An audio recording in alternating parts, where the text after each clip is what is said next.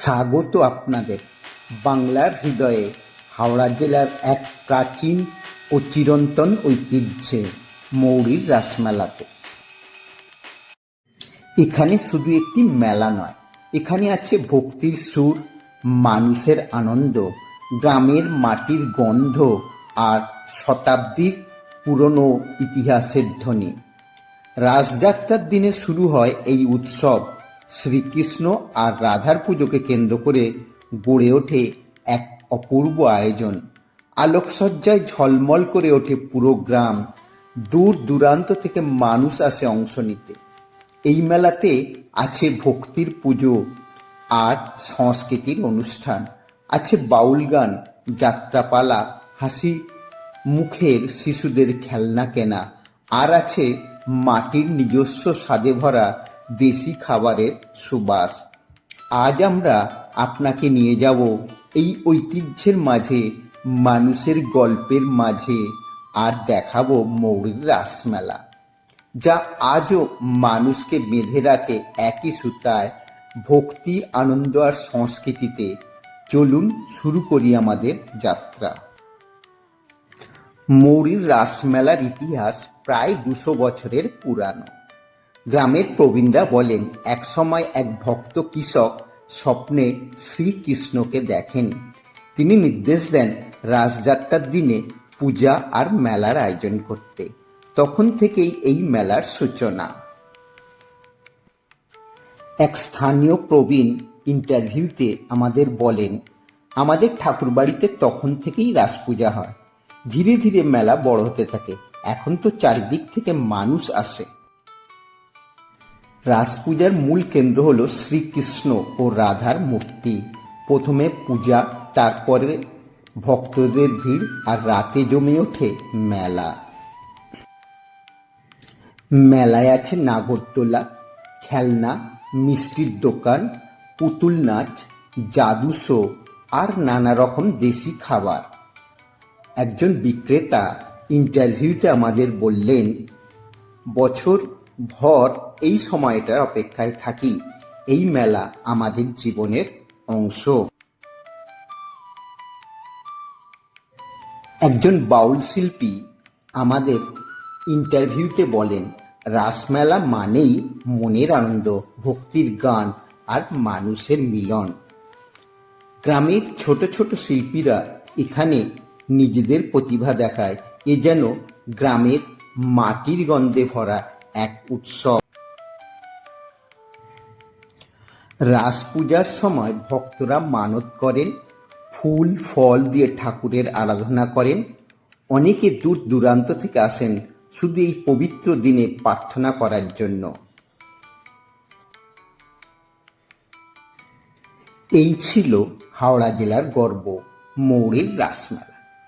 বছরের পর বছর ধরে এই মেলা শুধু একটি উৎসব নয়, এটি মানুষের অনুভূতি, ভক্তি, কৃষ্টি আর মিলনের প্রতীক।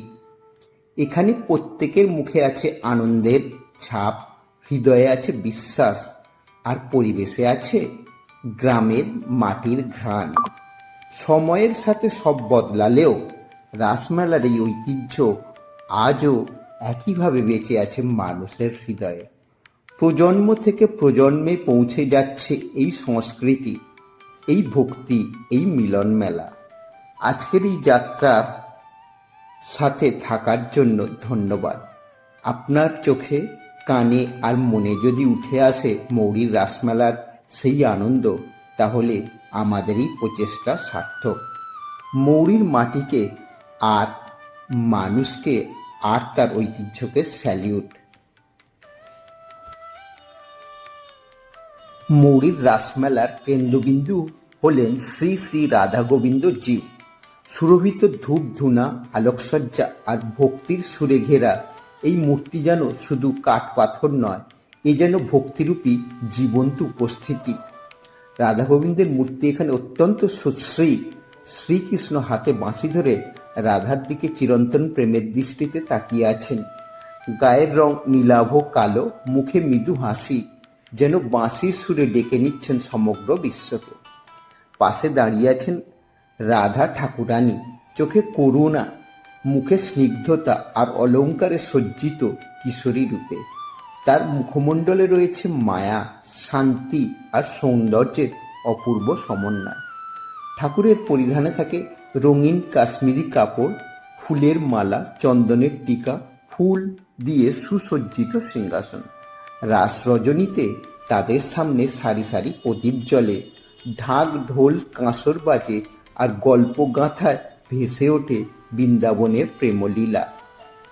ভক্তেরা বিশ্বাস করেন এই দিনে রাধা গোবিন্দের কাছে মানত করলে মনোবাসনা পূর্ণ হয়। তাই দূর দূরান্ত থেকে মানুষ আসে, কেউ মাথায় নারকেল ফল নিয়ে, কেউ সিঁদুর ফুল নিয়ে, কেউ শুধু ভক্তি আর আশা নিয়ে। মৌরীর রাসমেলার ঠাকুর শুধু পূজার প্রতীক নন, তিনি বিশ্বাস, ঐতিহ্য, প্রেম আর আশীর্বাদের উৎস। এবারে আমরা স্বচক্ষে মেলার বিকিনি একটু দেখি, কিভাবে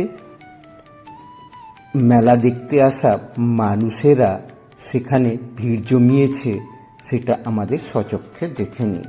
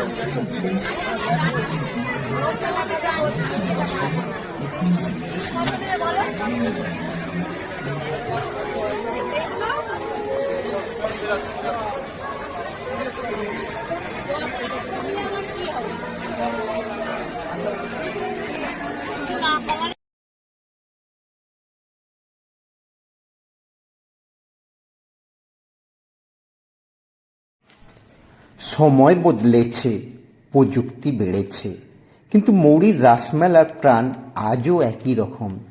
এখানে মানুষ আসে শুধু আনন্দ পেতে নয়, আসে নিজের মাটির টানে।